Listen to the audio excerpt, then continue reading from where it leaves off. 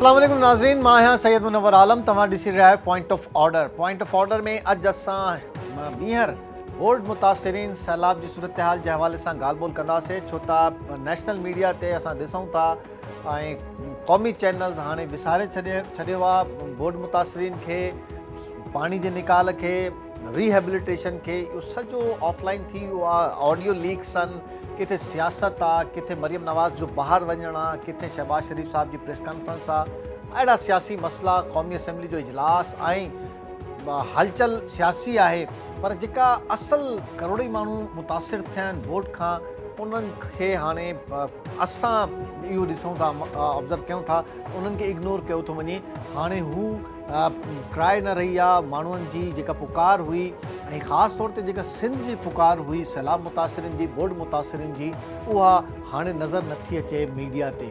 ऐं उनखे छा कहिड़े सूरत हाल में आहिनि, छा मुतासिरीन वापसि वञणु शुरू थी विया आहिनि, वॾे अंग में पहुची विया आहिनि, पाणी जे निकाल जी छा सूरत हाल आहे, उनखां पोइ रिहेबिलिटेशन जो छा प्रोसेस आहे, ऐं पोइ फसल कीअं थींदी, कीअं पाण पंहिंजे पेर ते बीहंदा। इहो सॼो हिकिड़ो निज़ाम आहे, सिस्टम आहे। इनखे कीअं था ॾिसनि, छा हुकुमराननि जी तवजो अञा सैलाब ते आहे या हू पंहिंजे कमनि में लॻी विया आहिनि ऐं उन्हनि छॾे ॾिनो आहे सभु कुझु।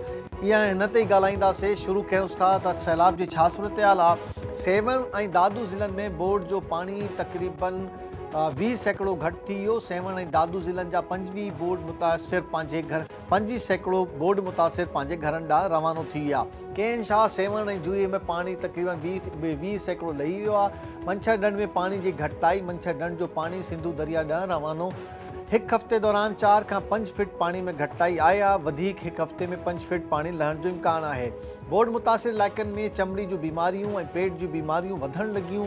गैस्ट्रो ऐं मलेरिया समेत मुख़्तलिफ़ बीमारियुनि मुंहुं कढियो आहे। मुतासिर पीअण जे पाणी जी ऐं खुराक जी खोट खे बि मुंहुं ॾियणु लॻा आहिनि। बरसाती बोर्ड सबबि सॼे मुल्क में डेंगी ऐं मलेरिया जी मरीज़ जी तादाद में बि इज़ाफ़ो थियो आहे। सिंध में 1,60,000 माण्हुनि खे पेट जूं बीमारियूं ऐं 1,50,000 माण्हुनि खे चमड़े जी इंफेक्शन जी रिपोर्ट आहे।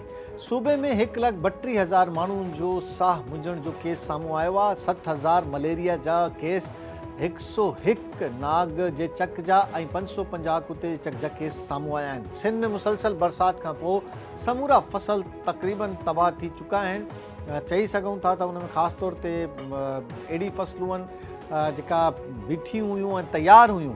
सिंध में महांगाई ऐं ॾाकार जा इम्कान मौजूदु आहिनि। सिंध में हिन वक़्त ताईं तक़रीबन 33 मिलियन माण्हू घरनि खां बेघर, समूरा कारोबार ऐं तालीमी इदारा पिणु मुतासिर थिया आहिनि। सिंध हुकूमत वर्ल्ड बैंक जे ताउन सां सखर बैराज जी बहाली, मरम्मत ऐं मज़बूत बणाइण वारे मनसूबे जी बेड़ा जो पतर रखी छॾियो आहे। चाइनीज़ कंपनी 34 अरब रुपयनि जी लागत सां 4 सालनि में इहो मनसूबो मुकमल कंदी। सखर बैराज जे दरवाज़नि जी मरम्मत ऐं बहाली जो कमु हलंदड़ महीने खां शुरू थींदो।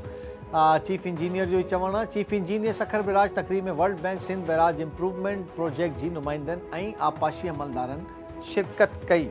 छा सूरत हाल आहे ऐं छा हलूं था, जेका मोस्ट अफेक्टेड एरियाज़ आहिनि, ख़ासि तौर ते सेवन, दादू, केन शाह, हीअ असांजा मोस्ट अफेक्टेड एरियाज़ आहिनि, छो त सॼो पाणी सूबे जो हिन पासे अचे थो। पोइ हुनखां पोइ मंछर ढंढ में ऐं ढंढ खां पोइ दरिया में इहो रस्तो इख़्तियार कयो वियो आहे। सेवन पहिरें हलंदासीं। ज़ुल्फ़िकार सोलंकी असांखे जॉइन कयो आहे। ज़ुल्फ़िकार, छा सूरत हाल तव्हां ॾिसो था? सेवन जी केतिरी यूसीज़ हुयूं जेकी मुतासिर हुयूं, पाणी में हुयूं, हाणे उन में पाणी में केतिरी घटिताई आई आहे ऐं छा तव्हां ॾिसो था त कमु हाणे तेज़ी सां थिए थो पाणी निकाल जो या अञा सुस्ती जो शिकार आहे? जी बिल्कुलु नूर आलम साहब, जीअं त सेवण जेको तालुको आहे उन जूं 10 यूनियन काउंसिलूं हुयूं। शुरू में जॾहिं पाणी मंछर जा बंद खे कट ॾिनो वियो हो त सेवण जी 10 यूनियन काउंसिलूं पाणी हेठि अची वियूं। तक़रीबन 10 सभई जेके यूसियूं सभु पाणी हेठि अची वियूं। हिन वक़्तु जेका सूरत हाल आहे, हिन वक़्तु 5 जेके यूनियन काउंसिलूं आहिनि, UC Wawar, UC Bubak, UC Jafarabad, UC Channa, UC Arazi, हिन वक़्तु इन्हनि 5 यूसियुनि में हिन वक़्तु बि 4 खां 8 फुट पाणी जेको सो मौजूदु आहे। छो जो मंछर जा जेके कट हुआ उन्हनि खे बंदि करण जो कमु त शुरू कयो वियो आहे, पर उन जो अधु कमु बि हिकिड़े कट जो हिकिड़ो कमु जेको जेको RT14 आहे सेवण खां बाग यूसुफ जे साम्हूं जेको कट ॾिनो वियो उन जो सिर्फ़ु 50% कमु थियो आहे। अञा उन कट ते 50% कमु रहियल आहे, जॾहिं त इन कम खे 10 ॾींहंनि खां मथे अरसो गुज़री चुको आहे, पर अधु कट उन जा मस बंदि थियो आहे। जॾहिं त उन खां पोइ उन्हनि खे इरिगेशन खाते खे RD54 ते कमु करणो आहे। उहो कट इहो बिल्कुलु सॼो खुलियल आहे, जितां पाणी हींअर आबादीअ तरफ़ अञा ताईं वधे पियो, जंहिं करे पाणी तमामु घटि लहण जी जेका रफ़्तार आहे दरिया में, उहा दरिया में त लहे पियो, पर सेवण जे 5 यूसिन में हिन महिल ताईं जेको सो पाणी वॾे अंग में मौजूदु आहे। इन करे जेको काफ़ी माण्हू जेको सो सभु परेशान आहिनि हिन इलाइक़े वासी, त जेको सो इहो पाणी कॾहिं निकिरंदो ऐं कॾहिं पोइ इहो चेट जो जेको फ़सुलु आहे कणिक जो उहो माण्हू आबादगार करे सघंदा।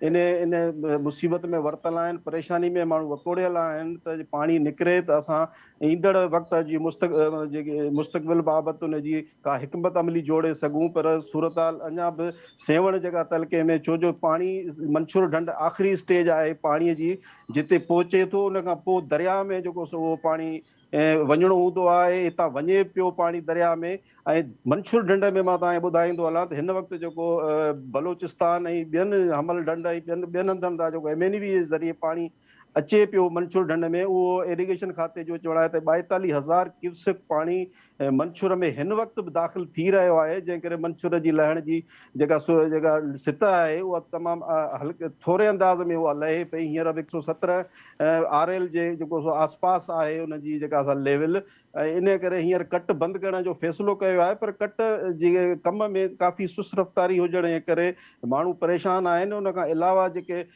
कट ॾिनो वियो इंडस हाईवे खे सेवण टूल प्लाज़ा भरिसां, उहो कट बि जेको सो अञा ताईं खुलियल आहे, जंहिं करे उहो इंडस हाईवे सेवण दादू रोड उहो बहाल थी न सघियो आहे। माण्हू अञा ॿेड़ियुनि में सफ़र करण ते मजबूर आहिनि। जी ज़ुल्फ़िकार, ही त यानी थी वियो, हाणे जिथां पाणी लहे थो ऐं कैंपनि में जेका सूरत हाल आहे, छा कैंपनि जी सूरत हाल हाणे कंट्रोल में आहे ऐं माना जेको प्रोसेस आहे फॉर डिस्ट्रीब्यूशन ऑफ राशन या टेंट्स उहो स्मूथ थी वियो आहे या अञा अफ़रा तफ़री हुन में मौजूदु आहे?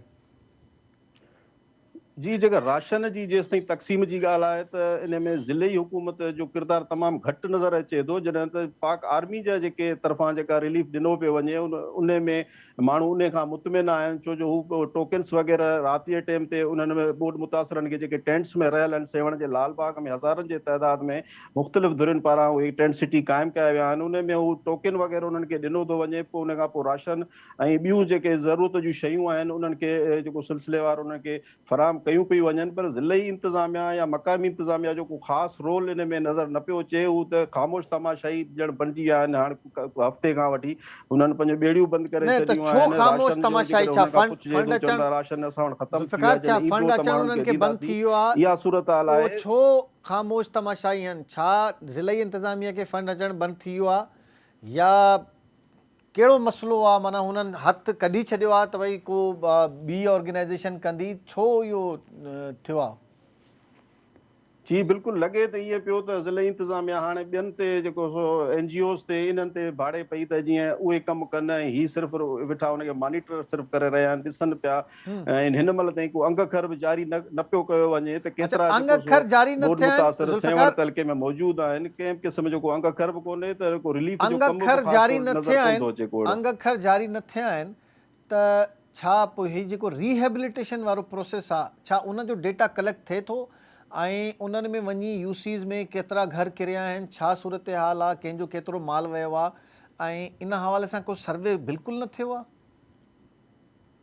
सिर्फ़ु इहे ॻाल्हियूं ॿुधण जी हद ताईं अचनि पियूं त का सर्वे शुरू कई वई आहे, पर बाज़ार जेको ग्राउंड ते ऑन ग्राउंड कुझु नज़र कोन पियो अचे, का टीम नज़र कान पई अचे त किथे सर्वे पई थिए, कहिड़नि ॻोठनि में वञनि पिया।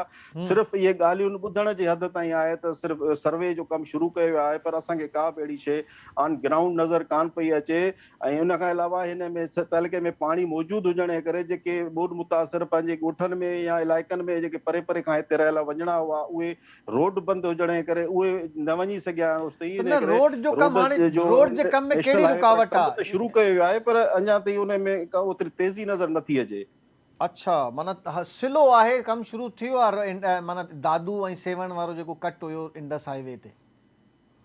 जी बिल्कुल, सेवन टूल प्लाज़ा वटि इंडस हाईवे ते जेका पुल ठहियल हुई मोरी दानिस्तर मोरी जेका ठही उहा किरी पई पहिरें धक में। उन ते पहिरें जे मरहले में उन ते कमु शुरू कयो आहे। उन पुल खे जी मरमत जो कमु शुरू कयो आहे टिनि ॾींहंनि खां अॻु में, ऐं उन ते कमु जारी आहे। नेशनल हाईवे अथॉरिटी जो इहो चवणु आहे त इन खे ज़ुल्फ़िकार, ठाहिण खां ठीक है, पोइ थैंक जेको यू। कट तरफ़ वधंदा ऐं कट ते खे तक़रीबन हू ॿुधाइनि था त 15 ॾींहंनि जे अंदरि अंदरि हिकिड़ो पासो रोड जो जेको सेवन N55 जेको रोड आहे नेशनल हाईवे अथॉरिटी जो, उनखे सेवन खां दादू ताईं ठीक है उहो बहाल ज़ुल्फ़िकार, थी ठीक है, सघंदो थैंक 15 यू। ॾींहं अंदरि। ज़ुल्फ़िकार सोलंकी सेवन खां असांखे ही आगाही ॾियनि पिया। सूरत हाल उहा ई आहे, स्लो आहे प्रोसेस, ऐं हिन प्रोसेस खे तेज़ करणु खपे। माण्हू परेशान आहिनि। केन शाह खां असांखे जॉइन कयो आहे मसरूर असगर शाह। मसरूर KTN जे नुमाइंदा। मसरूर, केन जी छा सूरत हाल आहे? पाणी केतिरो लही चुको आहे ऐं तव्हांखे जेका स्ट्रेटेजी छा नज़र थी अचे? तव्हां फोकस कयो वियो आहे केन शाह खे पाणी कढण खे, या हू बसि पंहिंजी मर्ज़ी निकिरे थो बसि जिथे? वॾी महिरबानी अवां जी मनोहर साहब। बरसाती बोर जे करे खिरपुनाथन जा शहर समेत 15 जेके खिरपुनाथन जा यूनियन काउंसिल्स आहिनि उहे सख़्तु मुतासिर थियूं आहिनि, जंहिंमें गोज़ो, यूसी बुरड़ा, छंडण, गाॾी, छोड़ कंबर, इहे सभ खां वधीक जेके आहिनि यूनियन काउंसिल्स आहिनि जेके मुतासिर थियूं आहिनि। हिन वक़्तु पोज़ीशन इहा आहे, पाणी डी वाटरिंग जो जेको प्रोसेस आहे हिन वक़्तु ताईं शुरू न थी सघियो आहे। कमेटीज़ ठाहियूं वयूं, हुन खां पोइ डिप्टी कमिश्नर सरबराह थियो, हुनखे एग्रीकल्चर वारनि खे, आपाशी वारनि खे ऐं पब्लिक हेल्थ वारनि खे हुन में शामिल कयो वियो इहा कमेटी ॻाल्हि में। समझ नथी पर अचे उनजी मसरूर, जेकी इहो स्ट्रेटजी आहे हिन वक़्तु ताईं नज़र नथी पई अचे। ऐं पाणी हिन कढण, वक़्तु मसरूर इहो ॿुधायो न त ही जेको पाणी कढणु शुरू न कयो वियो आहे, इन में रुकावट छा आहे? किथे कढणो आहे पाणी? उन तरीक़ेकार पहिरें बि तव्हां ॿुधाए चुका आहियो। पहिरें बि जॾहिं उहा पाणी कढण जो तरीक़ेकार मौजूदु आहे त शुरू करण में इन खे पाणी कढण में रुकावट छा आहे? मुख़्तलिफ़ एक्सपर्ट्स जेके आहिनि उन्हनि सां बि मुंहिंजी ॻाल्हि ॿोल थी आहे। सभ खां पहिरियां त जेको साबू बुड़ो वटि एपी बंद वटि जेको घारो लॻियल आहे उहो पहिरियां हिननि खे बंदि करण जी ज़रूरत हुई, जीअं पाणी थ्रू हुन जे छोड़ करे सघनि दरिया जे। सही आहे। तंहिंखां पोइ अमल ज़ीरो जेको आहे उतां पाणी जो छोड़ रोकनि त जीअं जेकी MNV जी सतह आहे उहा घटिजी सघे। असांजी रावत ड्रेन आहे, नारा डिस्ट्रीब्यूटरी आहे खुशालाणी गाॾी जे साम्हूं, उनजो फ्लो हिननि खे घटि रोकण जी ज़रूरत हुई। ऐं शहर जे चौधारी सभ खां पहिरियां पाणी खे आइसोलेट करण जी ज़रूरत हुई, छाकाणि जो जेसि ताईं पाणी शहर जो आइसोलेट न थींदो तेसि ताईं हुनखे कढी न सघंदा। पर अहिड़े क़िस्म जी हिननि जी का प्लानिंग नज़र न आई। ऐं हिन वक़्तु ताईं काल्ह मुंहिंजो राब्तो थियो डिप्टी कमिश्नर दादू सां, हुनजो चवणो त असांखे PDMA जे थ्रू असांखे 5 मशीन्स मिलियूं आहिनि ऐं 10 मशीन्स जेके आहिनि असां इंस्टॉल कंदासीं कारी मोरी वटि, जेको पाणी ड्रेन कंदासीं। डी वाटरिंग जो प्रोसेस जेको आहे शुरू थींदो 1-2 ॾींहंनि जे अंदरि। पर हिन वक़्तु ताईं उहो जेको हुननि जो प्रोसेस आहे शुरू न थियो आहे। उहो बि हिकिड़ो प्राइवेट कॉन्ट्रेक्टर जे थ्रू जेको हिकिड़ो टेंडर थींदो, जंहिंजे थ्रू जेको सो इहो डी वाटरिंग जो प्रोसेस शुरू थींदो। ऐं टोटल जेकी हिन जी एस्टिमेशन आहे उहा 40 मशीननि जी आहे, लिफ्ट मशीननि जी, जेकी शहर जे चौधारी जेको आहे पाणी उहो डी वाटरिंग कंदी जेको सो मुख़्तलिफ़ हंधनि खां। ऐं पर ही उहो केसि ताईं कमु शुरू हिन थींदो वक़्तु प्रोसेस? ताईं जेको आहे शुरू न थी सघियो आहे। अच्छा, ही त ही केसि ताईं शुरू थींदो? मुंहिंजी ॻाल्हि ॿोल थी डिप्टी कमिश्नर सां, हुननि जो चवणो त 1-2 ॾींहंनि जे अंदरि इहो प्रोसेस शुरू थींदो। ठीकु हाणे आहे। जेकी हिन वक़्तु सूरत हाल पैदा थी आहे, शहर 80% हिन वक़्तु ॿुॾल आहे। शहर जा जेके मेन कारोबारी मर्कज़ आहिनि उते बि फुट खां 1.5 फुट हिन वक़्तु ताईं पाणी बीठल आहे। ऐं जेके वाइट कलर माण्हू आहिनि जेके रेंट अफोर्ड न पिया करे सघनि, जंहिंजी अप्रोच कोन्हे, उहे माण्हू वापसी पिया कनि शहर ॾांहुं। ऐं हिकिड़ो मुतबादिल तौर जेको रस्तो असां इस्तेमालु कयूं पिया सीता खां सिंधी बुटड़ा खां थलो, उहो तक़रीबन 15 मिंट जो जेको जोई ब्रांच जेको रस्तो आहे उहो 3 कलाक पिया लॻनि शहर ताईं पहुचण में। माण्हुनि खे तकलीफ़ खे मुंहुं ॾियणो थो पए। त ओवरऑल सूरत हाल ॾिसजे त तमामु ख़राबु आहे। ऐं जेकॾहिं ही 15 ॾींहंनि जे अंदरि पाणी तालके मां नथा कढनि त चेट जो यकीनन फ़सुलु न थी सघंदो, छाकाणि जो 15 ॾींहं में पाणी निकिरे, महीनो उन्हनि खे घुर्बल आहे त ज़मीनूं सुकनि। माशी तौर ते माण्हू जेके आहिनि तबाह थी विया आहिनि। ऐं हिकिड़ो मैकेनिज़म आहे जेको हुननि जो रिलीफ जो फेवरेटिज़म हले पियो, जेके मख़सूस माण्हू आहिनि उन्हनि खे राशन मिले पियो, उहो अख़्तारनि ताईं पहुचे कोन पियो। ऐं यकीननि जेके वाइट कलर माण्हू आहिनि बदनज़मी थी थिए, उहे राशन वठी कोन पिया था सघनि। फाइनेंशियल जेकॾहिं ॾिसजे त माण्हू जेके सोशल ऐं सिक्योरिटी ही आहे जेको उन्हनि जो रिहेबिलिटेशन सोर्सिस ख़तम थी विया आहिनि। रिहेबिलिटेशन जो जेको प्रोसेस आहे, जेको डेटा कलेक्ट करणी हुई हर यूसी जी, केतिरा घर किरिया आहिनि, केतिरो नुक़सानु थियो आहे, इहा डेटा कलेक्शन जो कमु शुरू थी वियो आहे, टीमूं ठही वयूं आहिनि, तव्हांखे नज़र अचनि थियूं? अमां ॾिसो न मुनवर साहब, जेकॾहिं शहर ॿुॾल आहे त सर्वे जो प्रोसेस शुरू कीअं थींदो? उहो त नामुमकिन आहे, छाकाणि जो 80% त तव्हांजो शहर ॿुॾल आहे। उते जेसीं ताईं पाणी नथो निकिरे त जेके एक्चुअल जेके तव्हांजो जेके उते तबाहकारियूं थियूं उहे त नज़र न ईंदियूं, छाकाणि जो पाणी निकिरंदो तंहिंखां पोइ डैमेजिस जेके आहिनि वधीक ख़बर पवंदी त केतिरा डैमेजिस थिया आहिनि। पर हिन वक़्त ताईं जेकी सर्वे जो अमल आहे, असां जेके हुते हेडक्वार्टर ते वेठा आहियूं, तालका हेडक्वार्टर खिरपनाथन जा में, त असांखे नज़र कोन आयो आहे हिन वक़्त ताईं, न इंतज़ामिया जे तरफ़ां अहिड़ी का ॻाल्हि थी आहे हिन वक़्त ताईं। अच्छा, त मेजर जेको 10 सिटीज़ आहिनि, या 10 सिटीज़ मां माण्हू हाणे वञणु शुरू थी विया आहिनि, या अक्सर 10 सिटीज़ ख़ाली थी वयूं आहिनि, छा हुन में सूरत हाल आहे? जखरो में हिननि हिकिड़ी ज़िले इंतिज़ामिया टेंट सिटी क़ाइमु कई आहे, पर उते बि जेके खिरपनाथन जा सिटी जा मुतासिर पाण खे नज़र नथा अचनि, छाकाणि जो उते विज़िट कई त खिरपनाथन जा सिटी जा जेके मुतासिर उहे उते नज़र न आया। ऐं असांजे शहर जी ॻाल्हि कजे, ओवरऑल तालके जी, त तालीम खे वठूं था त 700 खां मथे इदारा, primary, secondary, higher secondary, colleges, उहे ॿुधा पिया आहिनि, उन्हनि जी तालीम सख़्तु मुतासिर थी आहे। ऐं जेकॾहिं फ्यूचर प्लान जी ॻाल्हि कयूं था त माण्हू मुख़्तलिफ़ तरीक़नि सां ॻाल्हियूं पिया कनि त हिकिड़ो फ्यूचर प्लान हुजणु घुरिजे, ऐं हिननि खे ड्रेनेज फ्लड केनाल जेको आहे उहो क़ाइमु करणु घुरिजे, त जीअं पाणी दरिया में छोड़ते असांजो शहर महफ़ूज़ थिए। छाकाणि जो अहिड़ी ॿियों दफ़ो 2010 खां पोइ जेको असांजो शहर ॿुॾो आहे, त असांजे शहर जी वैल्यू प्रॉपर्टियुनि जी मुकमल ख़तम थी वई आहे। ऐं जेके एस्टेब्लिश माण्हू आहिनि उहे मूव न पिया कनि खिरपनाथन जा शहर ॾांहुं। 20% माण्हू हिन महिल जेके आहिनि शहर ॾांहुं वापसी कई आहे उन्हनि, पर जेके एस्टेब्लिश माण्हू आहिनि उहे मूव न पिया कनि खिरपनाथन जा शहर ॾांहुं। ऐं इहा सूरत हाल रही त शहर तबाह थी वेंदो असांजो। ठीकु आहे, केन शाह सैयद मसूर असगर शाह सूरत हाल सां आगाह करे पियो। इहा ई सूरत हाल आहे जिथे किथे निज़ाम शेख दादू जो असांजो KTN जो नुमाइंदो आहे, निज़ाम शेख असांखे जॉइन कयो आहे, ऐं पुछूंसि था त दादू जी छा सूरत हाल आहे, छा दादू में कुझु बहितरी आई आहे या अञा उहा ई सूरत हाल आहे, ऐं पाणी केतिरी मिक़दार में लही चुको आहे। निज़ाम, छा सूरत हाल आहे दादू जी, ऐं जेको इंडस हाईवे ब्लॉक हुई मुख़्तलिफ़ हंधनि खां, छा उन में बहितरी आई आहे? जी बिल्कुलु, दादू ज़िले में मां तव्हांखे सूरत हाल ॿुधायां त कोविड ऐं बरसातुनि खे हिन वक़्त ताईं 2.5-3 महीना गुज़री विया आहिनि। ठीकु आहे, पर इंतिज़ामिया, सूबाई हुकूमत या वफ़ाक़ी हुकूमत जेके ऐलान कया उहे ऐलान ई रहिजी विया आहिनि। अञा ताईं बहाली जो कमु शुरू न थी सघियो आहे। दादू तालको, जोही तालको, मेहर तालको, खैरपनाथन शाह तालको, 50 खां वधीक यूनियन काउंसिलूं जेके आहिनि उहे मुकमिल तरह बरसाति ऐं बोर जे तबाहकारियुनि में मुकमिल तरह ॿुॾल आहिनि। 100% जेको फ़सुलु आहे उहो सारियुनि अञा निज़ाम अञा 50 यूसीज़ ॿुॾल आहिनि, अञा 50 यूसीज़? जी बिल्कुलु, थोरे मिक़दार में यूसीज़ जेके आहिनि कचे मां पाणी लथो आहे। बाक़ी तक़रीबन जेको आहे जेको दादू ज़िलो आहे उहो माना अञा ताईं पाणीअ जे घेरे में आहे। हिन वक़्तु थोरो तफ़सील सां ॿुधाइजो त ही दादू ज़िले में जेका पाणी आहे उहो किथां एंटर थिए थो ऐं पाणी किथां अचे थो, मथां कंबर खां किथां थो अचे, इहो थोरो डिटेल सां थोरो ॿुधाइजो मिंट जे लाइ। जी बिल्कुलु, दादू ज़िले में पाणी जेको आहे हिकिड़ो त ॿोॾ ऐं बरसाति, ठीकु आहे, बरसाति जो पाणी थी वियो, ठीकु आहे, 1 महीनो वक़्फ़े सां, सही आहे, त उन में हिकु त उन्हनि परेशान कयो माण्हुनि खे। ॿियो सिंधू दरिया में ॿोॾ आई, कचे जा सवें ॻोठ ॿुॾा।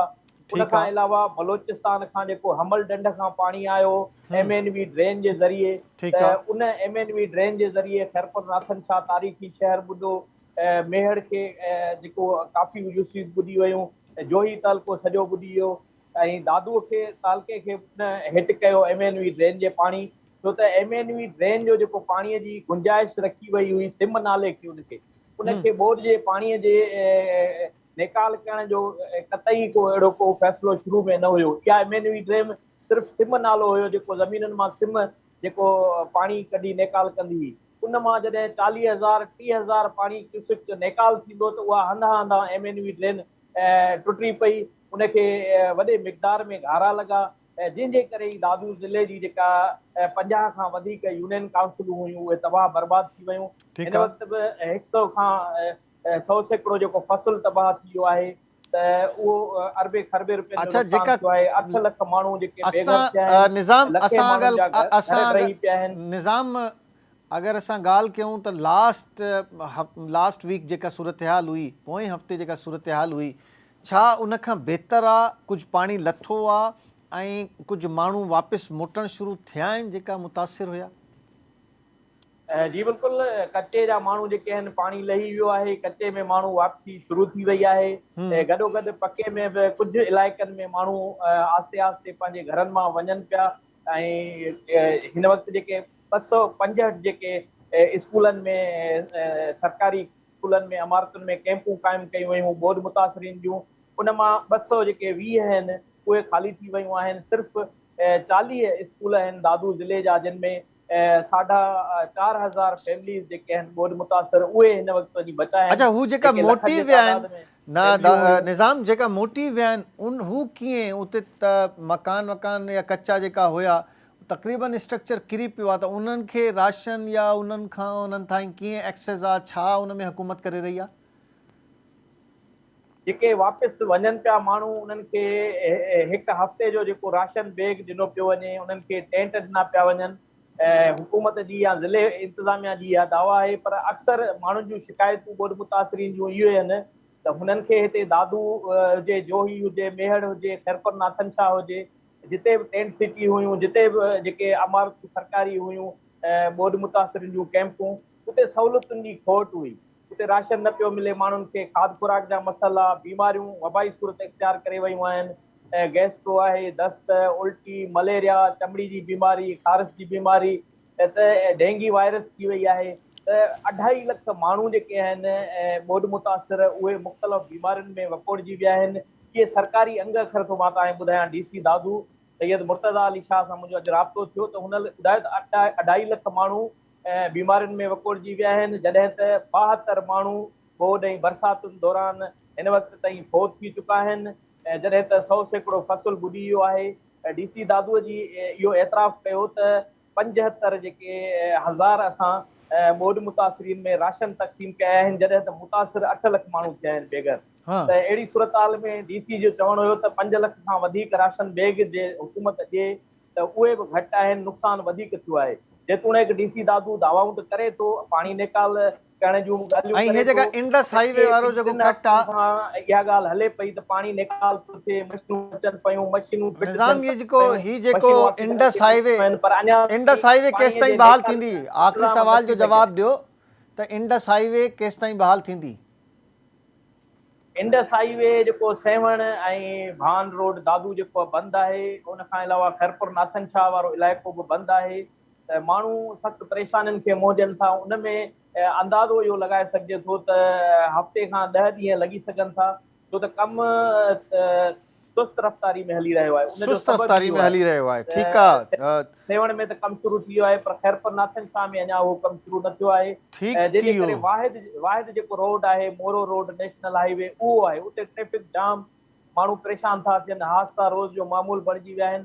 त अहिड़ी सूरत हाल में बोर्ड मुतासिरीन जी जेका बहाली आहे, उहा एतिरो घुरबल नतीजा न हासिल थी सघिया आहिनि। हिन वक़्तु जेके 4,500 माण्हू बोर्ड मुतासिरीन स्कूलनि में आहिनि, इंतिज़ामिया जी दावा आहे त 24 कलाकनि में सिंध हुकूमत जो ज़ोर आहे त स्कूल ख़ाली करायो। त उन्हनि खे जेसि ताईं टेंट या राशन न मिलंदो त उहे स्कूल ख़ाली कराइण बि हिकिड़ो वॾो चैलेंज आहे, जंहिंजे करे तइलीम जो वॾो नुक़सानु थी रहियो आहे। दादू ज़िले में 265 जेके स्कूलनि खे सरकारी कैंपुनि में तब्दील कयो वियो। ठीकु आहे Nizam, thank you. Nizam Shaikh, thank you very much. Dadu खां असांखे आगाह करे पियो ऐं अञा ताईं जेको कैलकुलेशन आहे टिनी ज़िलनि जी, उन में सुस्त रवि जो शिकार आहे। टिनी रिपोर्टरनि हिकिड़ी ॻाल्हि कई आहे, कमु थिए थो पर सुस्त रवि जो शिकार आहे। रोड कनेक्टिविटी हुजे या जेको बि प्रोसेस हुजे, रिहेबिलिटेशन जो प्रोसेस हुजे, रिलीफ जो प्रोसेस हुजे, या टई प्रोसेस जेका आहिनि उहे सुस्त रवि जा शिकार आहिनि। उनजी वजह छा आहे? छा फंड नथा मिलनि, या इंट्रस्ट कोन्हे, या थकिजी विया आहिनि इंतिज़ामिया या ज़िला इंतिज़ामिया जो इंट्रस्ट कोन्हे। इते असां वठूं था हिकिड़ो शॉर्ट ब्रेक, ऐं शॉर्ट ब्रेक खां पोइ इहो ई टॉपिक असां कंटिन्यू कंदासीं ऐं ॿुधाईंदासीं मुख़्तलिफ़ ज़िलनि मूं, ख़ासि तौर ते अहिड़े ज़िलनि मूं त पाणी खां निकाल खां पोइ रिहेबिलिटेशन ऐं रिलीफ जो छा प्रोसेस आहे। After a short brake.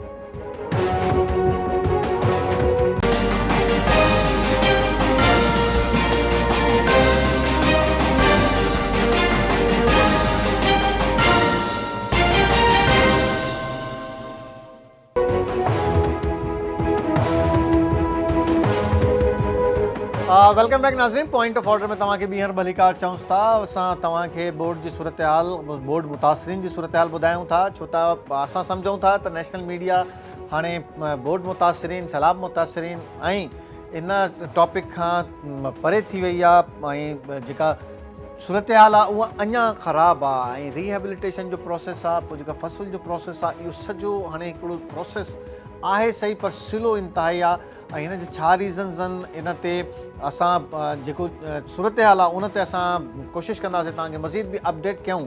ऐं ख़ासि तौर ते जेको पाणी जे निकाल जो प्रोसेस आहे उनखे जेको पूरो करिणो आहे, ऐं पाणी जे निकाल खां गॾोगॾु जेको मुतासिरीन खे रिहेबिलिट करिणो आहे, पंहिंजे इलाइक़नि में वापसि उते टर्न करिणो आहे, उहो छा सूरत हाल आहे, उनजो प्रोसेस छो स्लो आहे, इन हवाले सां बि तव्हां सां पुछंदासीं।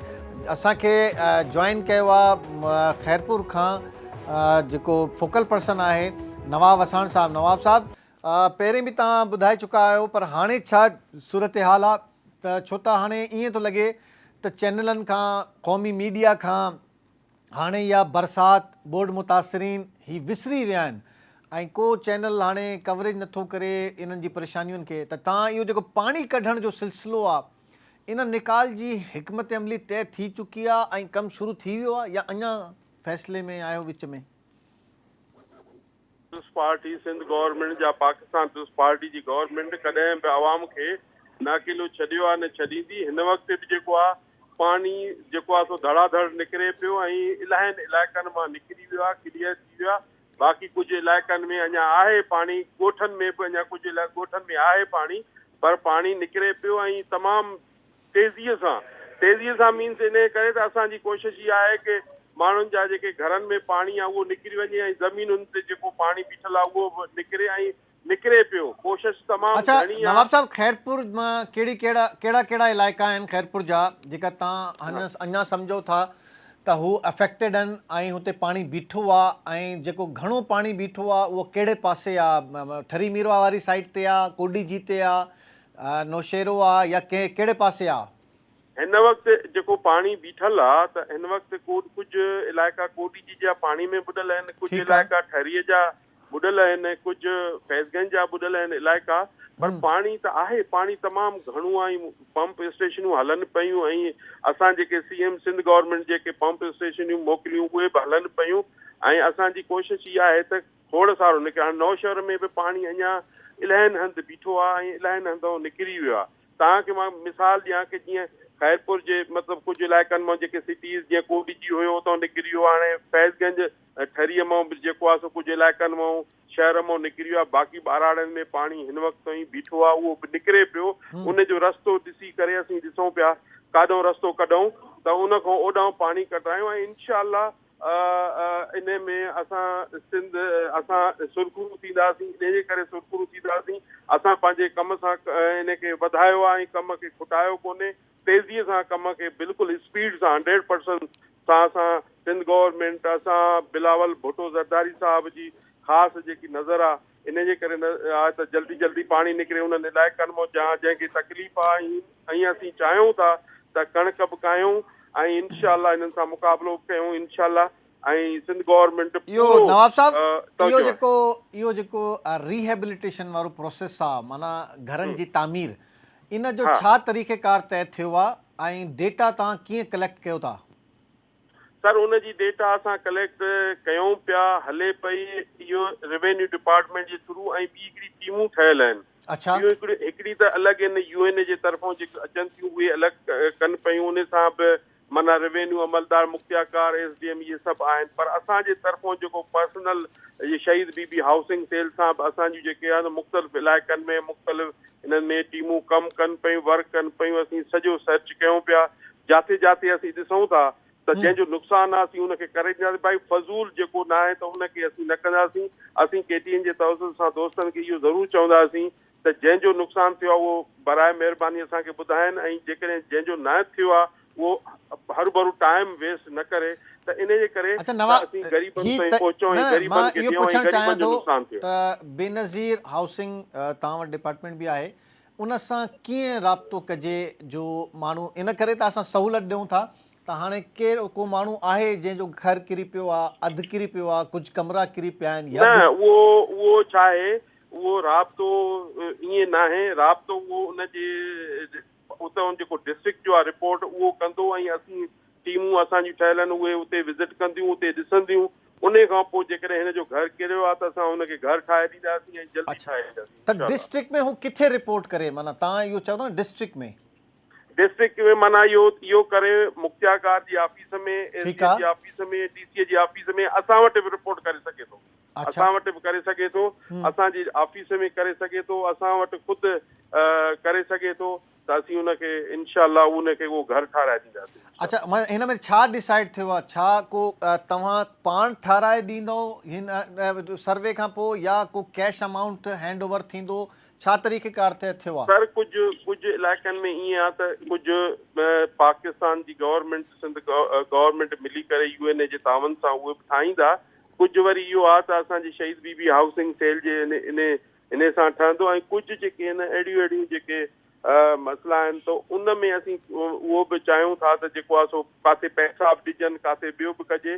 पर असांजी कोशिशि इहा आहे त उनजो जेको आहे सो घर ठहणु घुरिजे, ऐं पैसनि सां शायदि हू घर न ठाराए या कुझु करे वरी पोइ चए।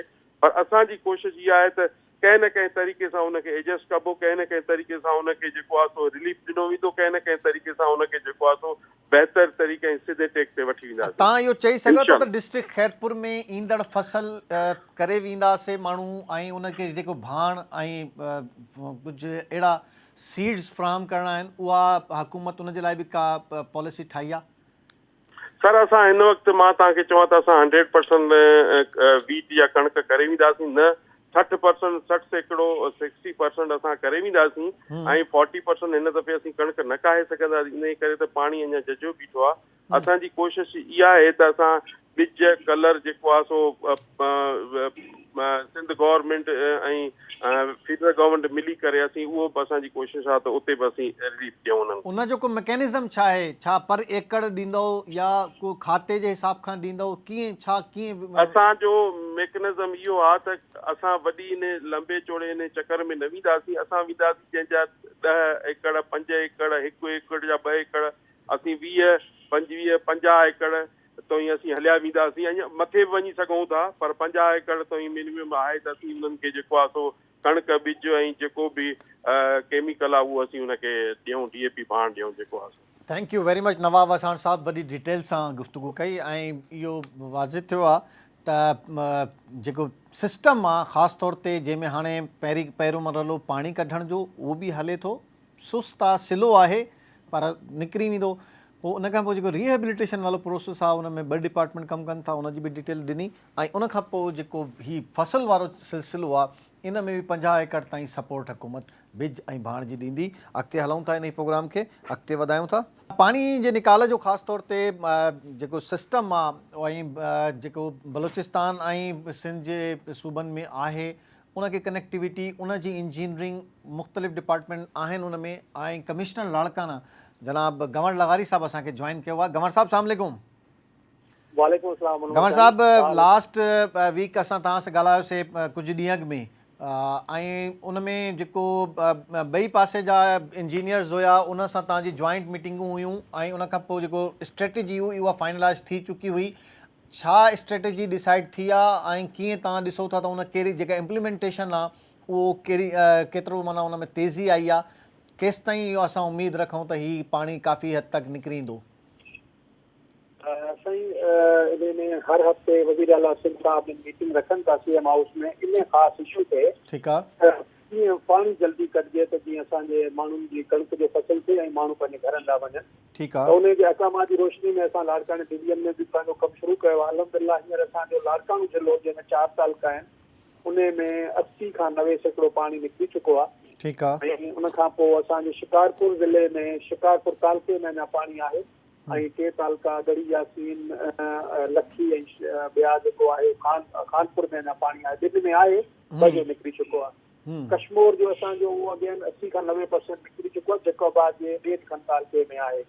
हाणे सॉरी ऐं कल्ह बि मुंहिंजा 2 DC जेकोबाद ऐं कश्मीर उन्हनि सां गॾु ऐं चीफ इंजीनियर बुटू बैरेज खे वठी वियो हुउसि।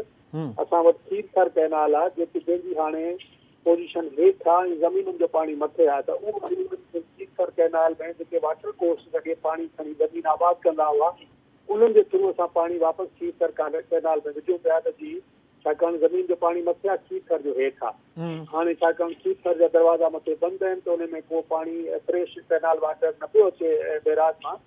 असां उनखे इस्तेमालु कयूं त जीअं उहो पाणी खणे ज़मीनुनि जो ऐं उहो ज़मीन जो पाणी निकिरे ऐं आबादी थी सघे। अहिड़ी तरह सां वरी हेठि अचूं था त सैफुल्ला मक्सी असांजी जेका कैनाल आहे या शाख आहे उन में पाणी विझरायूं पिया त उहा खणे ऐं पोइ सुठी हिकिड़ी असांजी 0 पॉइंट खणी वञे असांजी एसी बंदि खां अंदरि खणी हमल ढंढ खां वापसि मंछर खां सिंधु दरिया में विझे। इहो साॻियो असां कमु करियूं पिया जेके असांजूं सिम नाला आहिनि कंबर शहदाद कोट ज़िले में पाणी जेको जमा थियो आहे उहो हिकिड़ो ग्रेविटी ते वञे थो ॿियो नए सिरे सां पंपिंग स्टेशन हल रहा आहे उन पाणी खे विझूं त उहो पाणी एसी बंदि जे अंदरां ऐं तीर्थर रेंज जे दरमियान जेको हुनजो कुदरती वहकिरो आहे उन मां थींदो हमल ढंढ खां मंछर तरफ़ वञे। सो इहा ई कोशिशि हले थी ऐं इन में Sindh high court Larkana honourable high court Larkana बि हर हफ़्ते इन ते मीटिंग थिए थी का एप्लीकेशन आहे उन में उहे बि रिव्यू कनि था। वज़ीर आला साहब जिन बि कनि था मिनिस्टर इरिगेशन साहब जी महिरबानी आहे उहे असांखे इहो उन्हनि इंजीनियर खे चयो आहे जंहिं जाइ ते ज़रूरी कट सम्झो पाणी कढण जे लाइ उहो तव्हां ज़रूरी कट डिस्ट्रिक्ट एडमिनिस्ट्रेशन जे मशवरे सां ॾेई सघो था। उन्हनि असांखे अहिड़े क़िस्म जी महिरबानी कई आहे। हाणे इन इनशाला इहो असां बहितरी की तरफ़ वञूं। ऐं जेका पुराणा घारा हुया कुझु अहिड़ा जेका कुदरती तौर ते थिया ऐं कुझु जेका कया विया हुननि जी छा पोज़ीशन आहे केतिरा घारा फिल थी विया आहिनि ऐं उन्हनि सां पाणी हाणे फ्लो करे थो अॻिते? ॾिसो घारा उहे हिकिड़ा अहिड़ा हुया जेके घारा पाणी जो प्रेशर असांजा बंदि बर्दाश्त न करे सघिया पर उहे घारा असांजे नुक़सान में कोन हुया त उन्हनि घारनि खे रहण ॾिनो वियो आहे त उहो पाणी कढनि ऐं जंहिं तरफ़ निकाल थिए थो होॾां वञे। ठीकु आहे पर अहिड़ा घारा जिन घारनि जे करे पाणी कैनाल मां या सिम नाला शहरनि में वियो पियो उहे नाला घारा बंदि थियणु शुरू थी विया आहिनि। उहे उन्हनि खे जीअं जीअं पाणी रिसीव करे पियो ऐं अॻियां मशीनरी मूव करण जी कोशिशि थी आहे त उहे बंदि कया पिया वञनि पर उहे घारा ऐं उहे कट जेके असांजे फ़ाइदे में आहिनि उन तरफ़ पाणी खणी पिया वञनि जिते असांखे उहो ई मोकिलणो आहे उहे पंहिंजी जाइ ते अञा हलनि था। अच्छा तव्हां चयो त हीअ तक़रीबन कुझु अहिड़ा इलाइक़ा आहिनि जिथे 80-90% निकिरी चुको आहे पाणी त ज़ाहिरी ॻाल्हि आहे पोइ जेका माइग्रेशन थी हुई आरज़ी उहा माण्हू मोटिया हूंदा उते ॻोठनि में पंहिंजे त उन बिल्कुलु उन्हनि तरफ़ माण्हू मोटिया आहिनि पर मुनवर NGO करिया माण्हू मोटनि ज़रूरु थिया माण्हुनि जा घर किरी चुका आहिनि माण्हुनि जा घर कचा घर त बिल्कुलु इन ई साइड मां अचां पियो त रिहेबिलिटेशन जो प्रोसेस छा रखियो वियो आहे असां आगाही जे लाइ त माण्हू कीअं कॉन्टेक्ट करे जंहिंजो घर किरी पियो आहे उन जे लाइ NDA में ऐं PDA में सिंध गवर्नमेंट फेडरल गवर्नमेंट हिकिड़ी टीमूं ठाहियूं आहिनि उन टीमुनि में हर यूनियन काउंसिल में सर्वे थींदो यूनियन काउंसिल जो सेक्रेटरी हूंदो रेवेन्यू जो स्टाफ हूंदो आर्मी जा 2 जवान हूंदा नेशनल डिज़ास्टर मैनेजमेंट जी 5-7 माण्हुनि जी कमेटी ठहियल आहे जेका हर घर खे चेक कंदी ऐं हिकिड़ो सॉफ्टवेयर डेवलप कयो आहे उनजे मुताबिक़ उन डेटा फीड कंदी ऐं उहो डेटा फिलअप करे सिंध गवर्नमेंट वटि ईंदो सिंध गवर्नमेंट फेडरल गवर्नमेंट खे ॾींदी पोइ फेडरल गवर्नमेंट ऐं सिंध गवर्नमेंट जो जेको बि मैकेनिज़म हूंदो उन्हनि माण्हुनि खे रिहेबिलिटेट करण जो या उन्हनि खे कंपनसेट करण जो त उहो उन खां पोइ थींदो यानी फिज़िकली ग्राउंड ते कमु करणु थींदो जॾहिं हीउ सर्वे पूरो थी वञे। फ़िलहाल उन्हनि खे टेंट जे ज़रिए आबाद कयो पियो वञे त टेंट में रहनि ऐं जीअं पंहिंजी थोरो घणो उस खां या सीउ खां बचाव थी सघे बाक़ी मुस्तकिल जेका आबादकारी आहे उहा उन सर्वे खां पोइ अमल में ईंदी। एप्रोक्सीमेट प्रोसेस जो टाइम इहो रिहेबिलिटेशन जो जॾहिं स्टार्टिंग पॉइंट असां एंडिंग त नथा चऊं स्टार्टिंग केसिताईं तव्हां सम्झो था त सर्वे खां पोइ स्टार्टिंग स्टार्टिंग पॉइंट में असांखे जेको हीअं टारगेट डेट ॾिनी वई आहे उहा 15 नवंबर ताईं चयो वियो आहे त असां सर्वे कंप्लीट करे हुकूमत जे हवाले कयूं सिंध जे ऐं सिंध वफ़ाक़ खे मोकिले उन खां पोइ हाणे उनजी रिहेबिलिटेशन कॾहिं स्टार्ट थींदी नेचुरली उन खां पोइ जो ई थींदो वञे मुंहिंजो ख़्यालु आहे त हिननि सर्दियुनि में अलाह करे थी वञे जंहिंजो मूंखे थोरो इम्कान घटि थो लॻे त हिननि सर्दियुनि में को हिननि माण्हुनि खे घर ठही मिलंदा हिकिड़ो वॾो मरहलो ॾुखियो अचे थो पाणी निकिरंदो अलाह कंदो फसल थींदो पर सर्दियूं मथां अचनि पियूं ऐं तव्हांखे ख़बर आहे त लाड़काणे डिवीजन में सर्दियूं ऐं गर्मियूं ॿई वधीक पवंदियूं आहिनि कोयटा खे वेझो हुजण करे सर्दी हिन मुक़ाबले में घणी थींदी आहे सो बस इहो आहे त अलाह करे जेतिरो जल्दी अच्छा हिन में ही जेको लारी साहिब ही जेको सर्वे थींदो इन में पोइ कैश अमाउंट मिलंदो या इन जी माना कंस्ट्रक्शन जेको आहे उहो पोइ ठीके ते या अहिड़ी का शइ थींदी कुझु इन में फाइनल थियो आहे ॾिसो ही कैश अमाउंट त हींअर 25,000 रुपया बेनज़ीर इनकम सपोर्ट जे रेफरेंस सां उहे फैमिली जिन जो डेटा मौजूदु हो उनखे गवर्नमेंट ॾिए पई 25,000 रुपया त उहो गुज़ारा अलाउंस ई आहे ठीकु आहे पर जेको तव्हां उन्हनि जी चओ था त उन्हनि जो छा थींदो उहो वफ़ाक़ी ऐं सूबाई हुकूमत खे मैकेनिज़म जी ख़बर हूंदी त उनजो तरीक़ेकार रिहेबिलिटेशन जो छा हूंदो छा उन्हनि खे घर ठाराए ॾींदा उन्हनि खे कैश ॾींदा उन्हनि जो छा थींदा उन जहिड़ी पॉलिसी जी मूंखे गवर्नर साहब आख़िरी में इहो जेको ख़ासि तौर ते ही 2 पोर्शन त कवर थी विया त पाणी जो निकाल ऐं पोइ रिहेबिलिटेशन थर्ड जेको पोर्शन आहे एग्रीकल्चर सां रिलेटेड छा सपोर्ट तव्हां ॾींदो छो त किसाननि खे उन जे लाइ छा स्ट्रेटेजी डिसाइड थी आहे त भाण ऐं सीड्स जे हवाले सां कीअं इहो छो त फसल हाणे ज़रूरी आहे ॾिसो सभ खां अवल प्रायोरिटी आहे त उहा ज़मीन एॾी क़ाबिल थी सघे जेका क़ाबिल काश्त थिए आबादी थी सघे ठीकु आहे त हिन वक़्तु असांजो फोकस सॼो डिस्ट्रिक्ट एडमिनिस्ट्रेशन जो इरिगेशन जे इंजीनियरनि सां गॾिजी इहो ई आहे त असां हुनखे क़ाबिल काश्त बनायूं ठीकु आहे हाणे इहा पॉलिसी जेका आहे असां ज़राअत खातो वधीक ॿुधाए सघूं साईं ज़राअत खातो हूंदो पिया मूंखे तव्हांखे मुंहिंजो आवाज़ु अचे थो जी जी बिल्कुलु अचे पियो जी जी बिल्कुलु अचे ज़राअत खातो जेको आहे उहो इन जे बारे में तव्हां गाइड करे सघे थो छाकाणि अहिड़ी का पॉलिसी अञा असां वटि टिकल डाउन कान थी आहे कमिश्नरेट ताईं या डिप्टी कमिश्नर ताईं त असांखे कहिड़े तरीक़े सां ॿिज ऐं भाण हिननि खे ॾियणो आहे उहो ज़राअत खातो वधीक इन में पंहिंजी रहनुमाई करे सघे थो या हुकूमत सिंध जो फ़ैसिलो उहो ॿुधाए सघे थो उन्हनि खे ख़बर हूंदी वधीक बिल्कुलु ऐं हाणे आख़िर में ही जेका माण्हू वापसि अचनि था ही जेको उन्हनि खे खेमा ॾियणु ऐं राशन पहुचाइणु इहो हाणे कमु स्मूथली आहे को डेटा कलेक्ट थी वियो आहे ऐं इन में का हाणे हर्डल कोन्हे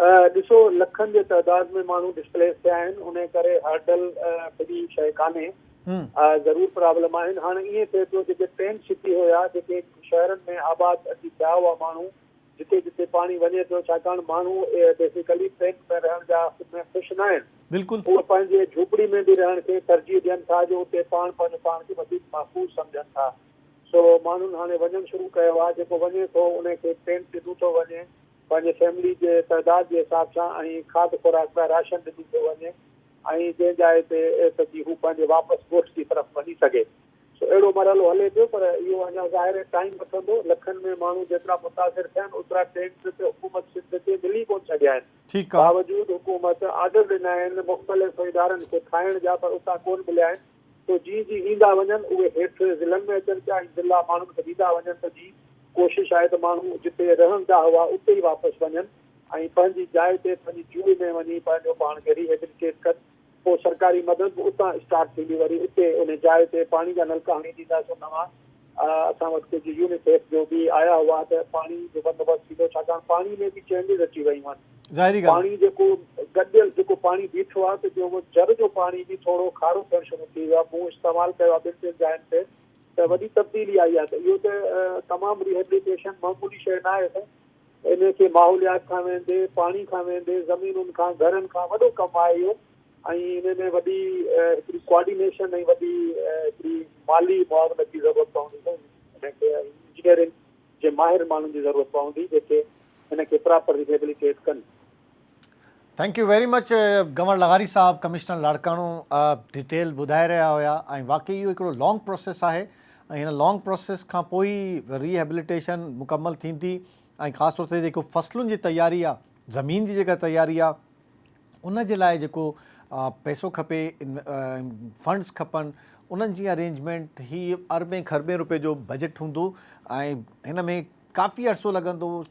चई था सघूं त हिन में ॿ साल तक़रीबन साल 1.5 साल 2 साल पंहिंजे पेरनि ते ही जेका माण्हू डिस्प्लेस थिया आहिनि ही पंहिंजे पेरनि ते बीहंदा। जी नाज़रीन, इहा सूरत हाल हुई। तव्हां न सिर्फ़ु असां दयादू, सेवन, केनशाह, खैरपुर, लाड़काने जी सूरत हाल जेका आहे उहा असां तव्हांखे ॿुधाईसीं। ओवरऑल सिचुएशन इहा ई आहे त कमु थिए थो पर इंतिहाई स्लो आहे, उन ते फोकस करणु खपे। वॾे वज़ीर मुराद अली शाह साहब खे इन सूरत हाल खे फोकस करणु खपे त कमु स्लो छो आहे, छो इहो प्रोसेस जेको आहे जंहिंखे जल्द माना जेका ख़ासि तौर ते रोड कनेक्टिविटी आहे उहो छो एतिरी स्लो आहे ऐं जेको प्रोसेस आहे रिलीफ जो उहो छो एतिरो स्लो आहे, जेको पाणी जे निकाल जो प्रोसेस आहे उहो छो स्लो आहे, इन ते फोकस करणु खपे। अॼु जो प्रोग्राम हिते पुॼाणी ते पहुतो। पॉइंट ऑफ ऑर्डर जे हवाले सां पंहिंजी फीडबैक ज़रूरु ॾिजो, असांखे ॿुधाइजो, पंहिंजा मसाइल ॿुधाइजो, प्रॉब्लम ॿुधायो, असां पॉइंट ऑफ ऑर्डर में ॿुधाईंदासीं। ख़ुदा हाफ़िज़।